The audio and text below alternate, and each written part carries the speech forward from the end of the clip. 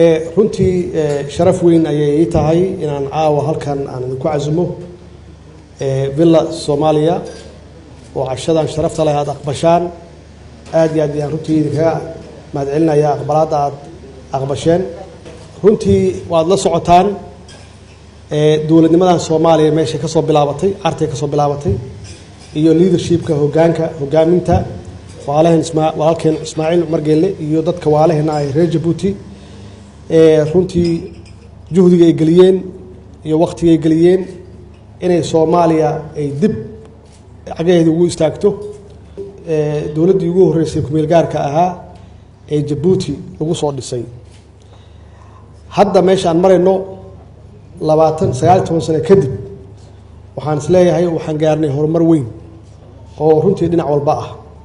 inkastoo ay caqabado badan haystaan khaasatan dhanka amniga oo aan la dagaalamayno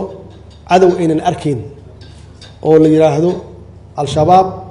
oo xiriir dheer la leh al-qaacida runtii waxay geysteen burbur aad iyo aad u weyn laakiin waxay u eg tahay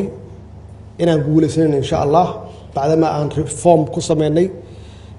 ciidanka qalabka sida bacdama aan siinay tababaro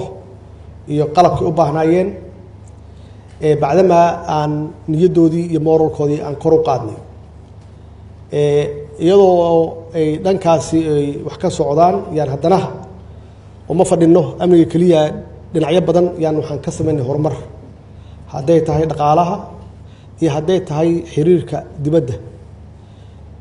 iyo hadday tahay xiriirkeena runtii wada shaqaynteena gudaha ah oo ahayd wixiina lagu doortay oo aan ku kaambeyn garanay oo aan niri waxaan keenaynaa xasilooni siyaasadeed oo gudaheena ah oo ay ka bilaabato dowladda dhexdeeda saad ogtihiin dowladdan hadda waxay ku socotaa 3 sano oo aan iskhilaaf lahayn waa taariikh cusub maxaa yeelay markii isbedel dhaco idinku waad ogtihiin Djibouti waxa way dal stable ah oo la aamini karo oo maalgashi badan ku socdo waxa taas keenay waxay tahay waxa weeye stability political stability markii la arkayo dawladdu inay degan tahay oo maxaan ku raahdaa ay xasiloon tahay oo aysan isbedel joogta aysan lahayn cidii maalgashanaysa way ogtahay waxay maalgashanayso cidii xiriir la sameynaysa way ogtahay inuu systemkan jiraayo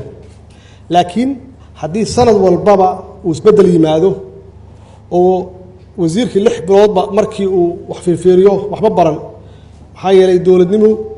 6 bilood iyo 1 sano iyo 2 sano iyo laguma barto mudday qaadataa markii wasiirkii uu joogo 6 bilood oo ay ku bilaabato maxaa la yiraahdaa turmoil ay ku bilaabato la bedelo haddana 6 bilood kale la keeno ama 1 sano kale la keeno dowlad kale cid ku imaanaysa iyo cid ku aaminaysa iyo cid wax kula qabsanaysa ma jirto maxaa yeelay stability ma haysid waxaan ku guulaysanay in dowladda dhexe stability ay yeelato waxaan u soconay in dowlad goboleedyada naftigooda aan gaarno oo dalka oo dhan uu galo political stability iyadana insha Allah hadduu Ilaahay yiraahdo waa gaarina hadduu Ilaahay yiraahdo waa gaarina marka hore waa inaad ka bilaawdo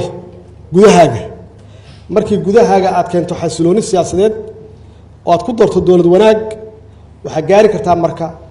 dowlad goboleedyadii marka inaad xiriir fiican la yeelato wada shaqayn fiican la yeesho iyaguna qayb ay ka noqdaan xasiloonida intaas waxaa dheer iyada naftigeeda dowladaha dariska oo muhiim u ah runtii horumarkeena qayb ka ah waan u baahanahay iyaga naftigooda inaan ka helno xasilooni siyaasadeed Djibouti ugu horeysa oo waalaheena ah oo aan mar walba isku mowqif nahay aan mar walba is ognahay oo si kasta aan u tashanno calaaqaadkeenu hadda waa calaaqaad walaal weey waxaan rajaynaynaa mar walba inaan noo timaadaan sidaan oo kale iyo idinkoo ka badan walaalkeen Ismaaciil Umar Geelle naga gaarsiiya salaam wanaagsan iyo muxubbo naga gaarsiiya waan u tacsiyeynaa Allah u naxariisto saad geeridii ku timid naxinta lahayd waxaan Ilaahay uga rajaynaynaa Ilaahay ka baryanaa samri iimaan inuu ka siiyo familka ailada iyo guud ahaan dadka reer Jabuuti